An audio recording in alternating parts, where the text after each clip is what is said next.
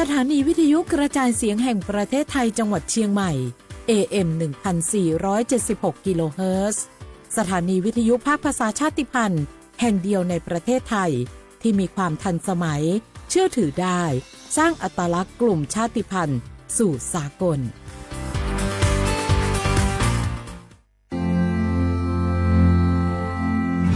รากฐานสังคมไทยตั้งแต่อดีตจนถึงปัจจุบัน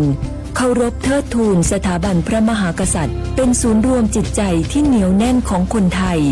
ในเวลาที่เกิดวิกฤตทางการเมืองพระบารมีของพระเจ้าอยู่หัวก็ทำให้เกิดความสงบและช่วงที่เกิดวิกฤตเศรษฐกิจปรัชญาเศรษฐกิจพอเพียงของพระเจ้าอยู่หัวรัชกาลที่ 9 พระราชทานให้กับคนไทยก็ทำให้ผู้ที่น้อมนำมาปฏิบัติมีภูมิคุ้มกันและไม่เกิดความเสียหาย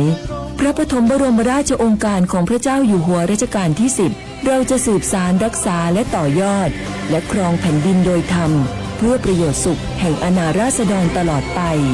พระมหากษัตริย์ไทยทุกพระองค์ทรงห่วงใยราษฎร์เสมอสถาบันพระมหากษัตริย์ไทยศูนย์รวมใจไทยทั้งชาติ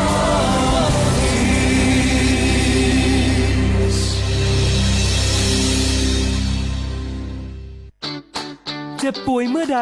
อย่าลืมบัตรประชาชนยื่นยืนยันตัวตนทุกครั้งที่ใช้สิทธิ์หลักประกันสุขภาพแห่งชาติหรือบัตรทอง30 บาทเพื่อความรวดเร็วถูกต้องและป้องกันการถูกสวมสิทธิ์เพียงเท่านี้ก็ใช้สิทธิรักษาได้แล้วสำหรับเด็กเล็กให้ใช้ใบเกิดคู่กับบัตรประชาชนของผู้ปกครองหลักประกันสุขภาพแห่งชาติบัตรทอง30 บาทสิทธิดูแลสุขภาพของคนไทยสอบถามเพิ่มเติมสายด่วนสปสช1330ตลอด24ชั่วโมงมะเร็งไตวายหลอดเลือดสมองสารพัดโรคค่าใช้จ่ายสูงสิทธิบัตรทองรักษาได้ตามมาตรฐานทางการแพทย์หลักประกันสุขภาพแห่งชาติหลักประกันสุขภาพของคนไทยทุกคนสอบถามเพิ่มเติมสายด่วนสปสช1330ตลอด24ชั่วโมง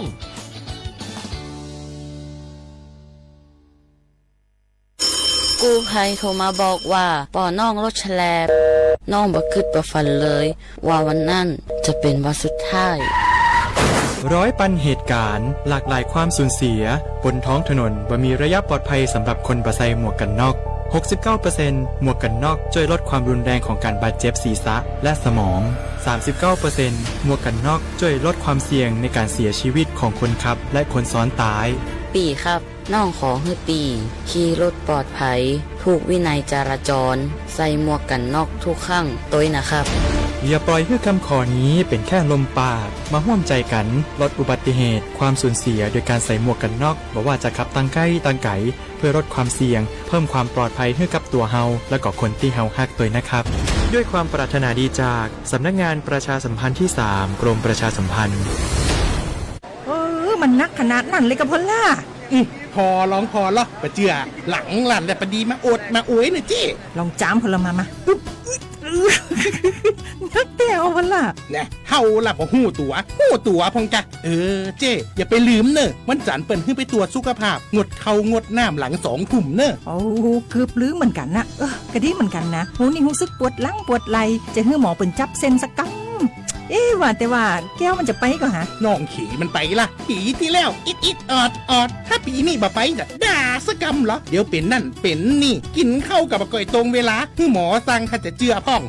แล้วกับวันนี้มันไปไหนนี่บ่เดียวนี่ปุ่นน่ะน้องฮือมันไปห้องเจ้ามูไม่ยกของปุ่นน่ะตากันมาปุ่นล่ะไปลีกฮือมูที่เพิ่นแข็งแรงจัดการคนเฮาคนเถิบอย่างเจ้นี่ลีกนี่พอมันหาแล้วกันเนี่ยกายพร้อมใจพร้อมเพื่อสุขภาพที่ดีปรารถนาดีจากสำนักงานประชาสัมพันธ์ที่ 3 กรมประชาสัมพันธ์ค่ะ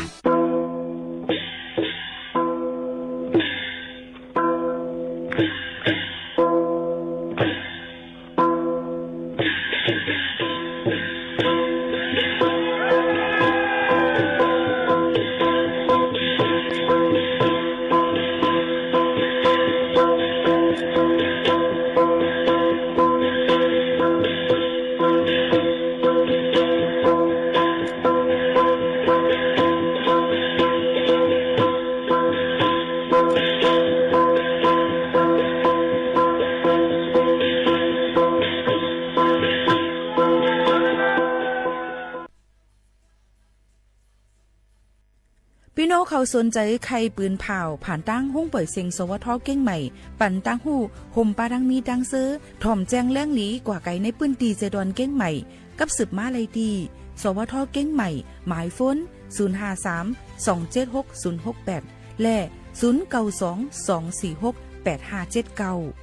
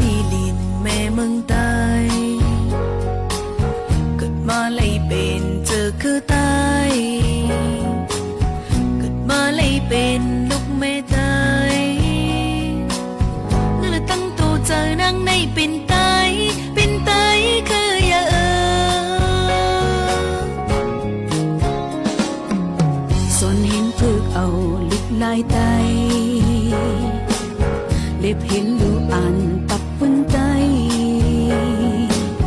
กบนังหักษาฟิงคือไตนั่นนั่นตูเจอนังในหักไตคืออย่างบนพรนางอันมีดาเนื้อเจอคือบนพรนางอันมีดาเนื้อวันมั่งนานางนี่ก็เจอถ้อยหับหังเลยมีผลลีตาบุญไตภาวานางแต่มีไว้ตาเจอคือภาวานางแต่มีไว้ตาวันมั่งงานั่นจะหักเนื้อจืดจัดเป็นหือเป็นนังต้นลำปัญญาก้มนังในเป็นไต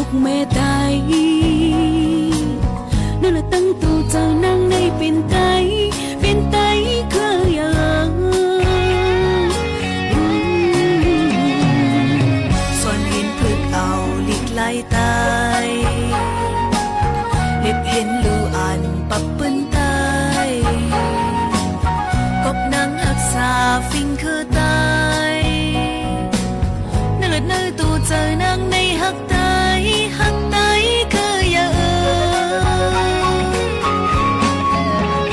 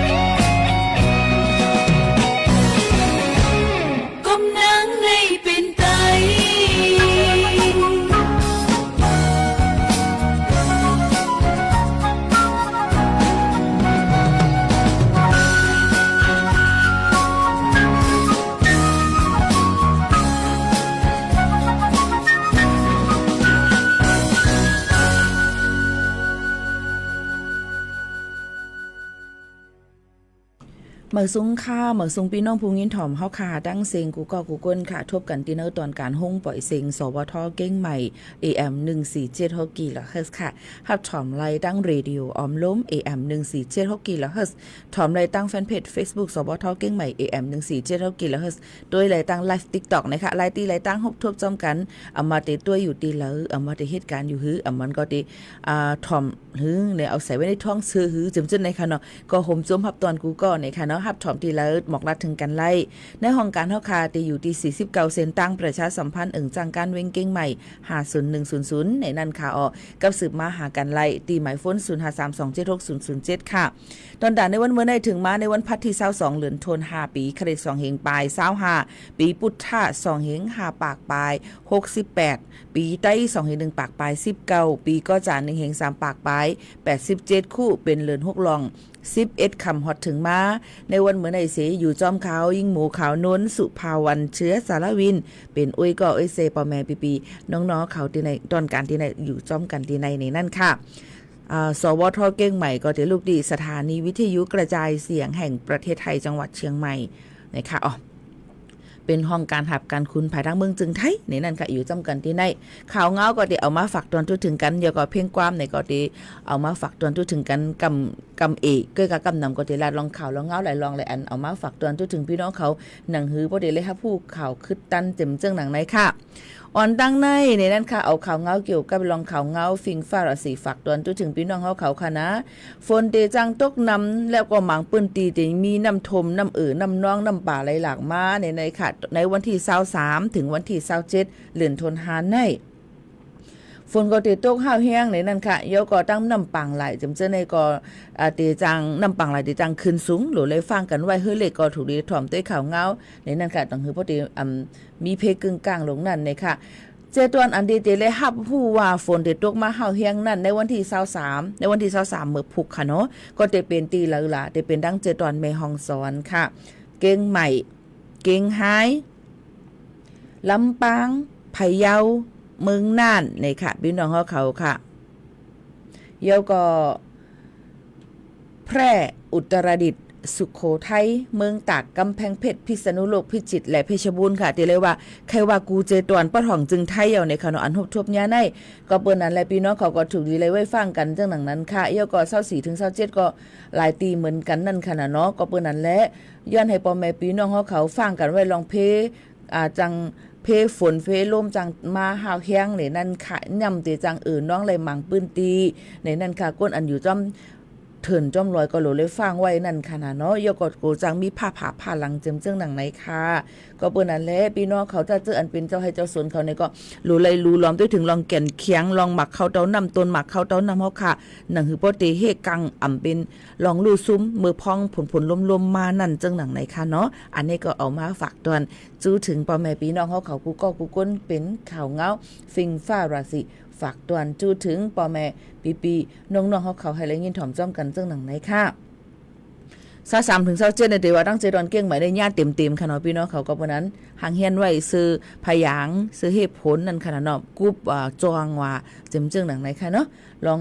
ที่อยู่จันเศร้าเขาขาดเจิมเจิงหนังไหนจ้อมในนั่นค่ะพี่น้องเขาเนี่ยก็มาฝากตอนทุกถึงกันค่ะก็ไม่ลองหากินเล้งต้องเลยลองการน้ำหมีน้ำมันเนี่ยค่ะเนาะพี่น้องเขาค่ะก็ตีในวันเมื่อในนั่นเนี่ยค่ะข้าวยามหามองมานั่นเนี่ยค่ะเนาะพี่น้องเขาค่ะน้ำมันอันเป็นแก๊สโซฮอล์ E85 E20แก๊สโซฮอล์เบนซินนั่นค่ะไหน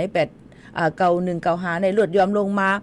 0.30 สตางค์ค่ะพี่น้องเขากะขันก็ลดยอมลงมาค่ะในค่ะเนาะก็กาดีเซลเนี่ยก็ตึกเหมือนเก่ากุ้ยนะคะขึ้นลงเหมือนเก่าในนั่นค่ะพี่น้องเขาอันนี้ก็เอามาฝากตอนให้เลยครับผู้ให้เลยยินถ่อมจ้อมกันซึ่งหนังไหนค่ะพี่น้องเขาค่ะยาก็จอมเซนตาสายตั้งย่ำพองแต่เหลวนั่นในค่ะเนาะมันก็ติมีลองเป็นเมเซนตาสายตั้งหนังหือปติกว่ามาเลยไงลงใจก็บางทีก็ติลดกาติดกันติจับอีกอ่อนนึงเซนตั้งก็ติอัมปอลอนอัมปอแคมแลบพี่น้องเขาก็หลงไว้ฟังเอ้ก็ผือมันเข้าย่ำมันนิดอ่อนนึงค่ะเนาะลองตั้งอันนี้ก็ฝากตวนถึงพี่น้องเขาเจ้งหนังไหนค่ะพี่น้องเขาค่ะ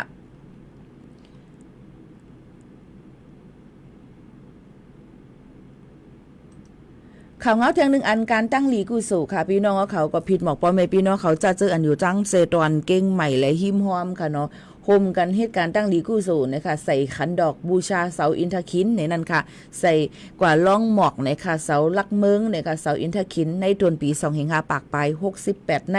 ในวันที่23มื้อพุกเตกว่าค่ะเนาะต่อพอถึงวันที่29เดือนธันวาคม2เหงปลาย25ในนั้นค่ะตีละลาบตีวัดเจดีย์หลวงวรวิหารนะคะในกลางเมืองเวงเก่งใหม่นะคะเนาะเปิ้นก็จะเทศกูปีนั่นเหี่ยวค่ะพี่น้องเขาค่ะก็เปิ้นนั้นแหละก็ในปีในนั้นเนี่ยก็เปิ้นก็เตมีนั่นขนาดเนาะลาเฮ็ดลองเหตุการณ์ตั้งดีกู้โซนะคะเหตุการณ์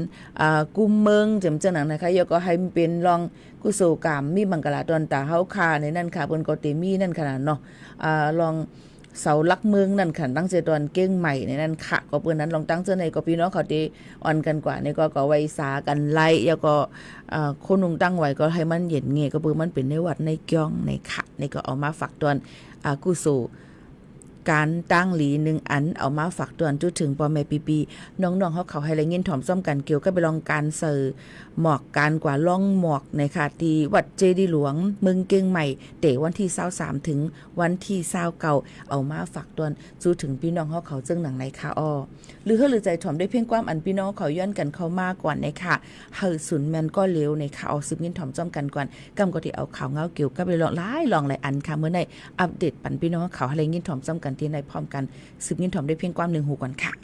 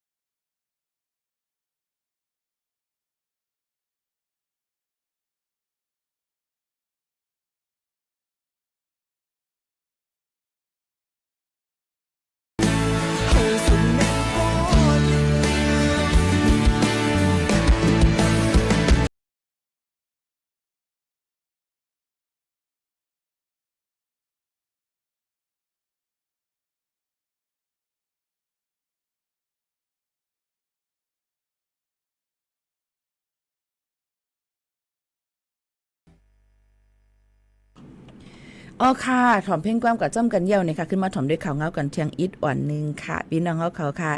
คุกเจออะไรใครจะถึงกันเนี่ยก็อย่าลืมเข้ามาถ่อมเข้ามาตัวตีในช่องยิ่งหมูขานุ่นตีในนะคะนะ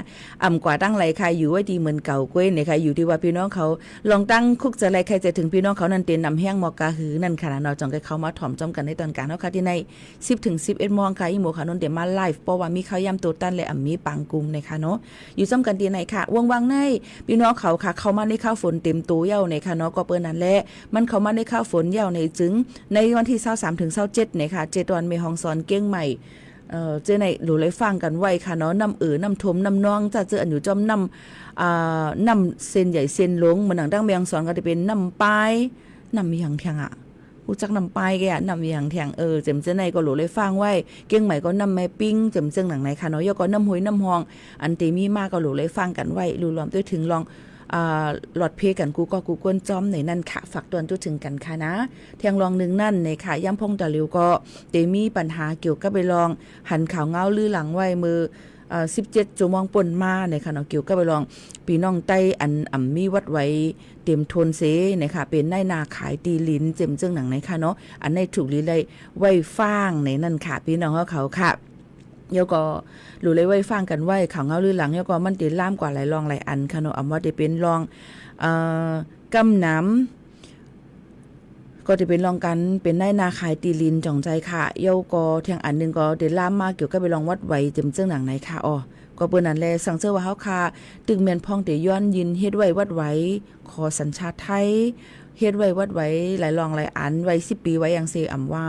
อย่าไปละลิฮิตผิดละลาค่ะกูจังไถ่ทอนจื้อเฮาขากว่านั่นค่ะนะในอันนี้มาฝากฟังไว้ปันพี่น้องเฮาเขาก็ได้หันข่าวนั่นค่ะนะเนาะก็ลองเตจะเป็นเจิ้งหือหามนั้นก็ลองปักเปิงหมายมีเปิ้นติสืบจ้อมหาเจิ้งหือนั่นก็อยู่ที่เจ้าหน้าที่เปิ้นแทงกำนึงในนั่นค่ะเนาะก็เปิ้นนั่นแลพี่น้องเขาจะเจออันตุ้งตื่นกันยามพงเดี๋ยวก็ฟังกันไว้แล้วก็มังเตเลยมีป้าเหมือนจังว่า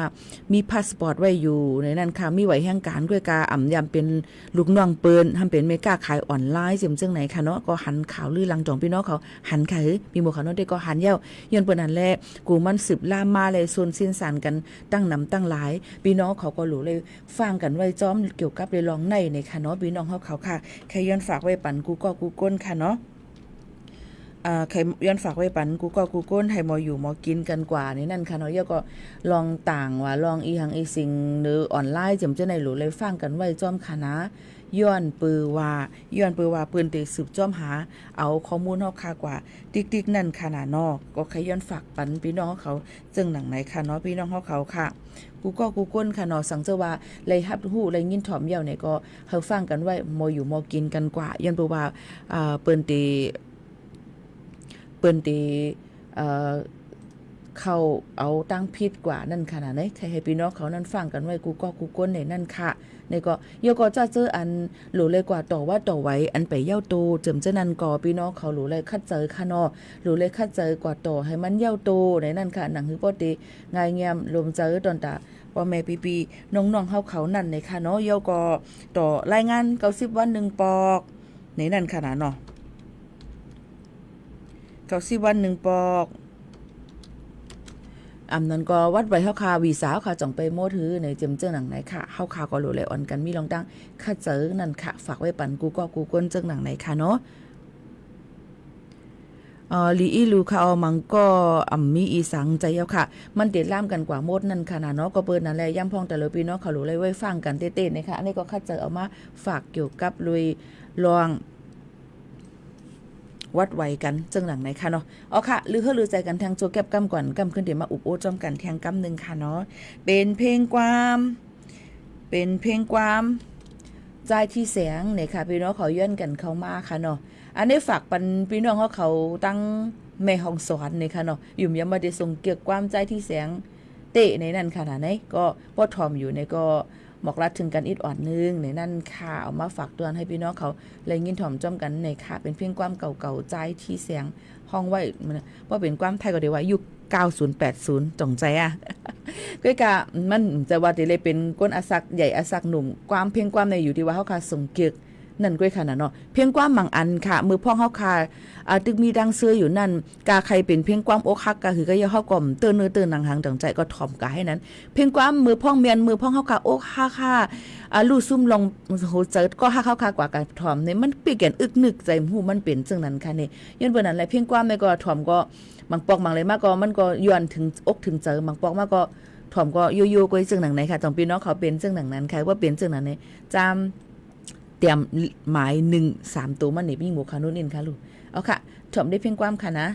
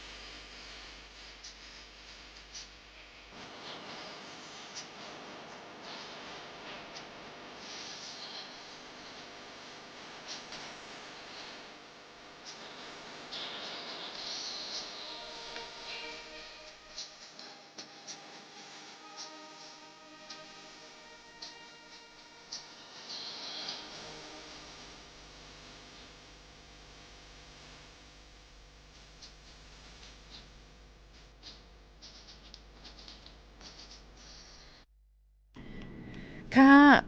น้ำตาก็ใจมันปันตกลินนะคะก็ติเจออยู่ค่ะน้องบ่จำติหยอดมาอินทำบ่7 8แล้วค่ะในเพยตั้นกับปันตกลินเนาะก็มาหนังลินเมืองยวนหมดแล้วไหน ผู้ใจน้ำตาตกเนี่ยบ่ใกล้หันกันนะสองพี่น้องเขาว่านั้นค่ะกำนำแต่เป็นนั่งยิ่งเขาเนาะน้ำตาใกล้ตกเนี่ยมันก็เพิ่นถามว่าหมอน้ำตาสูนั่นก็มีที่หิมกันในก็อยู่เนี่ยเอียงอินก็ให้เอียงอินก็ให้นี่ค่ะว่ามังปอกมาลองตั้งน้ำตาอันว่านั้นมันจะว่ารู้เลยมีลองรูซุ่มอันนั้นก็มีลองเสียใจก็เตเฮ็ดให้น้ำตาเขาตกมาลีเจอเนี่ยในก็น้ำตาตกไหลมีลองตั้งสุกซักเจอว่าอันนั้นก็วนหังมาหังในก็น้ำตาจังตกไหลแล้วก็จมเสื้อเนี่ยในก็จังมันก็จังเปลี่ยนไรนั่นขนาดเนาะก็เบิ่นอะไรน้ำตาในมันอ่ำจะว่าเตเลยให้มือพ่องเฮาคาลู่ซุ่มสังสิลองกุ้ยในค่ะกุ้ยกายอย่าลืมว่าหุยตาเฮาคาในมันตื่นเตเลยมีน้ำตาตอนตาที่เป็นน้ำหล่อเลี้ยงให้ไทยหุยตาเฮาคาในมึนตายออ่ำแสบอ่ำเจ็บขนาดก็เบิ่นนั้นมันก็น้ำตาแห้งค่ะจ่องมีเผยหันก้นเป็นน้ำตาแห้งเลยก็ซื้อน้ำตาอันปอมันให้มาหยอดใส่ค่ะนะย้อนเบอร์นั้นแหละมีน้ำตาในลีเย้าในนั่นค่ะตอมน้ำตาเขาค่ะในมันมีกากคันนั่นค่ะพี่น้องเขาย้อนเบอร์นั้นแหละมันก็ว่าลูกห้องไห้ที่อีหยังก็ให้มันเสียไหลน้ำตาเมื่อห่าเนี่ยค่ะเนาะอยู่เคเดจังมาล้างปั่นฝุ่นอันเขาในหุยตาเขานั่นก็จางเป็นไรอยู่เรื่องหนังไหนค่ะเนาะก็เบอร์นั้นแหละกวนเอาคาตั้งเป็นก็หนึ่งแล้วก็หนึ่งเนี่ยมันก็เหมือนกันในคันตัวซีรีส์ก็ตกจอมเยี่ยวคาเต้เนี่ยค่ะว่าเหมือนมูลหมูขาวนุ่นดีๆค่ะนะหมูขาวนุ่นก็หมอน้ำตาตื่นเนี่ยค่ะพี่น้องเขากับตัวอีหยังที่มันตื่นจากห้ามนั้นก็ที่อีหลูห้าอีหยังอินก็น้ำตาตกให้ไหนค่ะนะก็เป็นนั่นแหละเป็นก้นอ่อนๆก็กะเป็นก้นจะอ่อนๆที่เรียกว่าก็อย่าไปอ่อนๆให้เป็นเตี้ยหูเขานั่นค่ะนะเป็นก้นที่หมออ่อนอ่อนนวลนี่แหละจังไหนค่ะเนาะก้อยกะซึ่งคือกอลีค่ะเปิ้นว่าโหอ่อนก็เปิ้นเต็กโหเล็กก็เปิ้นโกในข่าวอ่ะย้อนเปิ้นนั่นแหละก้นเฮาค่ะในเฮาหมออยู่ให้มันถูกมันตีมันตั้งมันอ่ำกาให้ดอกเผอนั้นลีเลอเสเปิ้นเย้าในนั่นค่ะเนาะพี่น้องเขาค่ะโยก็ฝากฟังไว้ปันยามพองตะเหลียวหนุ่มใจอาหัดให้แลดหัดผานเฮาค่ะนั่นกำนำก็ดีเป็นก่อตั้งเป็นหมู่เป็นจุ้มเส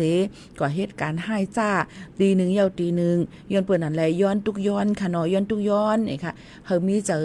หักเหนือเจอคือดูเจ้าเก่านั่นค่ะเนาะย่อก็อย่าไปก่อเฮ็ดให้เผอในวันเมืองเปิ้นเพราะว่ามันปลาเนาโตเร็วเนี่ยมันก็ติเนาตั้งจุ่มตั้งเจอจังไหนค่ะเนาะย้อนเปิ้นนั่นเลยย้อนฝากไว้ปันพี่น้องเขาจังหนังไหนจอมในนั่นค่ะเกี่ยวกับไปลองอยู่สร้างกินเซาในเมืองเปิ้นนั่นในค่ะเนาะพี่น้องเขาค่ะกูก็คารู้จ่องมีเผอตึกหลุดเล่นยาไฟฟ้าพอดกันอยู่ค่ะในค่ะเนาะย่ำพ่องแต่เลี้ยวดังเมืองจึงไทยสอมพ่องหลงตั้งเมืองจึงไทยเปิ้นก็โฮมกันนั่งหลายฝ่ายอ่อนกันตียอบในค่ะเอามาได้เป็นก้นกาก้นขายและก้นหลุดมันแล้วก็สังเกตว่ามีพอดมีเล่นยาไฟฟ้าไว้กับตัวในเดเลยย่าไม่ตามเงิน4ปุ่นตอนดาเนาะค่ะซื้อมานั่นค่ะเนาะแล้วก็ตามเงินในค่ะสูงสุดประเทศไทยก็ตกควักจึงหนังไหนค่ะเนาะเปิ้นเอาเตเย้าในนั่นค่ะก้อยกาเปิ้นก็ยังขายกันอยู่ถาดไหว้ค่ะเนาะหันมันเป็นย้อนเปิ้นหังไรเปิ้นออนกันแกดเคล่ะย้อนบ่ว่ามันเป็นเพศตาป้ายอยู่ลีเฮาค่ะมันมีสารนิโคตินนะคะมีธาตุสารบ่กินเหย้าหลุดกว่าเหย้าในเฮ็ดให้ใจปิดใจปอดสมาธิปอดนะคะเหย้าก็ใจฮุกฮักให้ในค่ะนอนอำลับกระสับกระส่ายก็ลอกกาแรกให้ในค่ะต้องย้ำยินความใจใส่มาวันนึงจังได๋ค่ะเนาะใจนอนไม่หลับกระสายกระสับนี่นะต้องย้ำยินเหมือนนั้นเนี่ยค่ะก็เปิ้นนั้นแหละตีสร้างเฮ็ดให้ขึ้นไปอยู่ดีตัวเจ้าเก่าค่ะเนาะก็เปิ้นนั้นพี่น้องเขาก็ฟังกันไว้จ้อมเกี่ยวกับไปลองยาเมากำกุ3แสนเปิงนะคะตาเร็วก็แพร่ล่ามกันเข้ามาว่าได้เป็นใน KTV คาราโอเกะในครับจ้อมแดนลิน5ดังเมืองเกียงใหม่ก็แพร่ล่ามมาว่าได้เป็นแฮปปี้วอตาวะว่าได้เป็นยาเคยาไอยาอย่างจักกู3แสนเปิงนำแน่นค่ะเนาะเจอในก็พี่น้องเขารู้เลยฟังกันไว้ก็จ้อมหิมปีเจอจึงเมืองหิมฮ้อมเหมือนหนังเมืองลาวเมืองเวียดนามเขาเจอในก็ใกล้ๆหันอยู่ค่ะเนาะในสื่อจำเจอได้มันก็ถึงฉักถึงตีอาศักสายเจอจังหนังในค่ะลองตั้งเจอในก็รู้เลยฟังกันไว้จ้อมไหนนั่นใครย้อนตุกย้อนปั่นพี่น้องเขาจังหนังในค่ะสืบลือลือใจถ่อมด้วยเพียงกว้างมันหูถูกเจอกัน1เพียงกว้างกันก่อนนะคะเพียงกว้างหูในนั่นในค่ะได้เป็นสายเลือนเตรียมไว้ในค่ะพี่น้องเขาบิมในค่ะเนาะในก็ตึกเลยออกมามือ2วงปนมาในกุ้ยในนั่นค่ะเฮาขามาถ่อมด้วยเพียงความหูในจ้อมกันมองเปิดในค่ะนะเตมองเปิดอีสังเสอำว่าลองการมุงมองไว้นั่นในตื่นเตเฮ็ดให้อายุอาสาเขาค่ะยืนยาวค่ะก็เบื่อว่าเฮามองเปิดเขานั่นค่ะนะมุงมองว่าลูกเก่าลานเก่าที่ขึ้นปอกมาหาเก่าอยู่มุงมองว่าก็หักเก่าอันผัดยันเก่ากานั่นมันที่ขึ้นมาหาเก่าอยู่มุงมองว่าวันนึงอันเก่าใครๆเป็นนั่นเต็มทนอยู่เจิม รื่องหนังในซีสืบขี้อาศักใส่ใจเฮาค่ะ มันก็ยืนยาวกว่าก็บ่นั้นลองมองไปในเป็นลองอันลีอันนึงเหมือนกันด้วยกะก้นอันมุงม่วงแล้วก็อันที่เฮามาอันก็อันเฮาใครมุงใครเขามานั่นเฮามันสุนให้มันเมียนในตีหยับค่ะนะก็เปิดนั้นแหละเฮาจำมุงมองอำนั้นก็มองไปด้วยสายเลือนห้องไว้10 มินถ่อมจอมกันก่อนค่ะ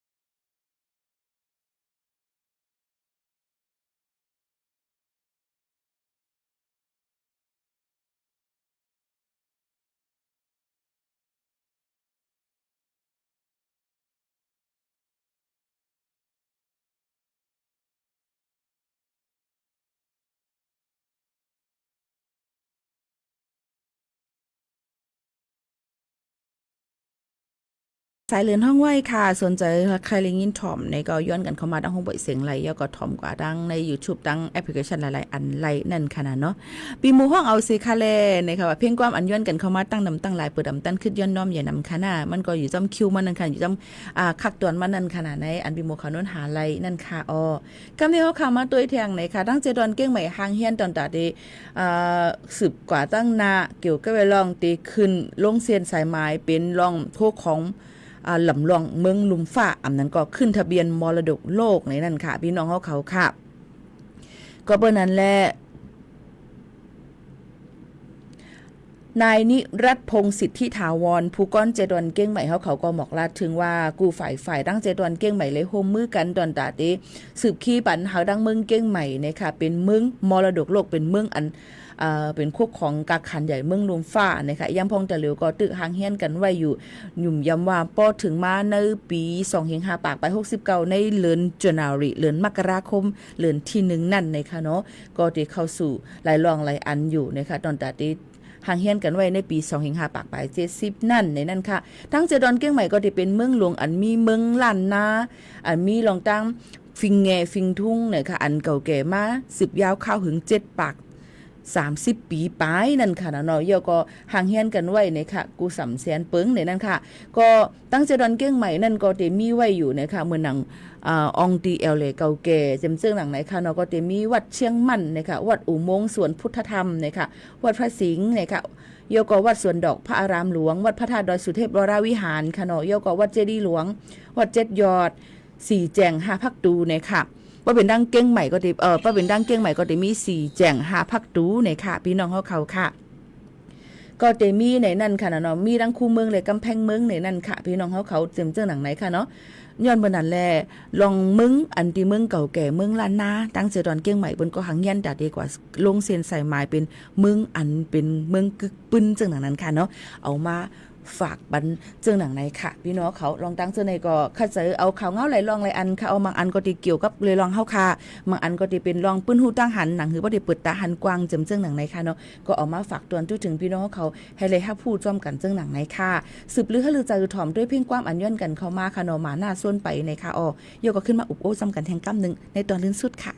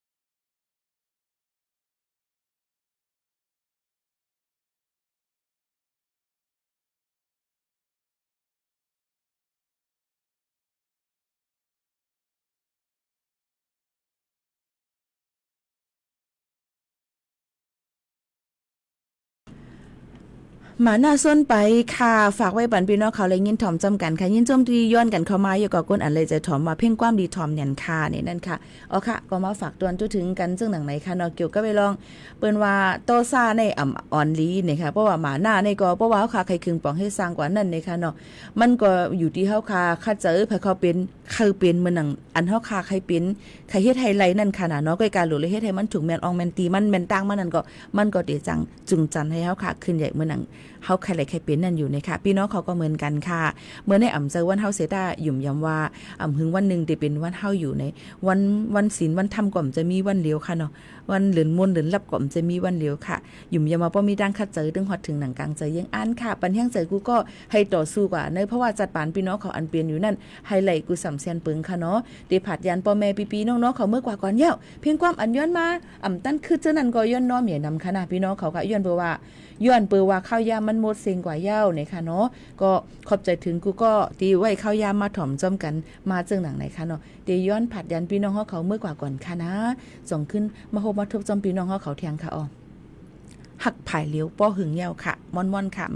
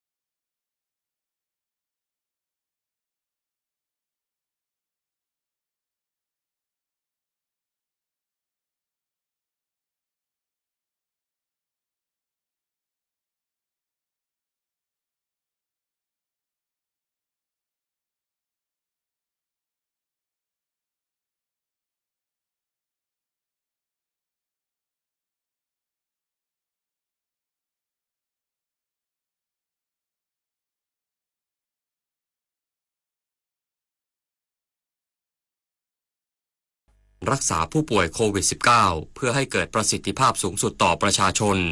อีกสักครู่กลับมาติดตามรายละเอียดครับ